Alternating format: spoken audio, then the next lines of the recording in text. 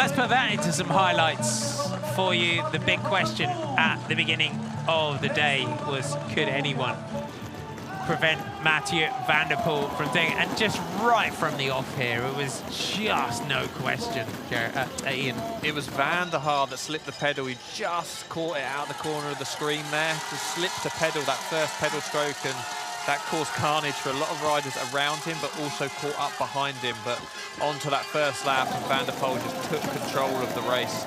And Van der Putte early on, Jeremy, Niels Van der Putte managed to stay with them on their opening lap, and it almost looks like it just put him too deep into the red.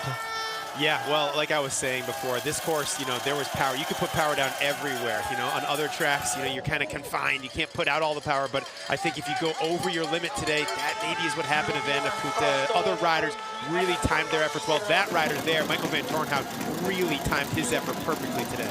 And Van Torenhout's charge was one of the rides of the day, Helen. Yeah, to put in a lap that was at the same time as Mathieu van der Poel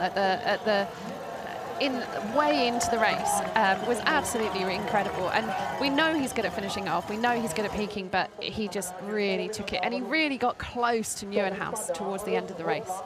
And Ian, Nieuwenhuis, killer cool, you got to say about him. Yeah, just remained calm, and even when that gap came down, as we saw Van der Haar snap a chain, just nothing you can do at that point. You can't fix that. So a long run to that pit for him. But Van der Poel here getting off for all those muddy corners, taking the risk out of it, taking the chances of coming to a halt completely out of the question, off and running, remounting, and then that man you were on about, Nieuwenhuis, rode the perfectly kind of paced race.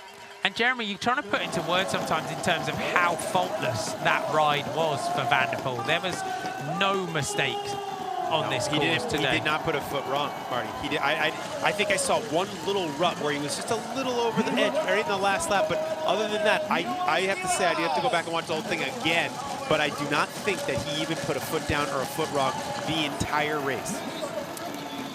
It's 1-2 for the Netherlands in Mathieu van der Poel, Joris Nieuwenhuis, with Michael van Torenhout in third, and then farewell to one of the biggest personalities, not just in the world's best sport of cyclocross, but in cycling, you would say, in Zdeněk Štýbar, his final race, and what a way to end his career, his last done. So, Mathieu van der Poel takes it ahead of Joris Nieuwenhuis and Michael van Torenhout, Pim Ronhaar, Elias Pitt, Jens Adams, Mikkel Boris, Wittemiers and Thibaut Nys, and Felipe Ul. Was this victory for you, and how important was it for you to achieve the 6th gold medal? Yeah, it was the most important race of my cyclocross season, so yeah, I'm happy to take the win. Today Zdeněk Štýbar is finishing his career. So how great cyclist is leaving the cycling world? Yeah, super nice guy as well. I train a lot with him, so I hope he continues to train a bit so we can go together on some rides. Thank you so much.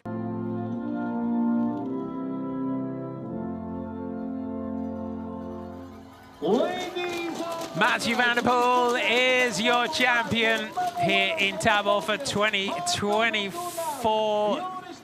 Don't have to go anywhere for more cycling action here today, as Mathieu van der Poel, Joris Nieuwenhuis and Michael van Torenhout stand atop the podium here in Tábor.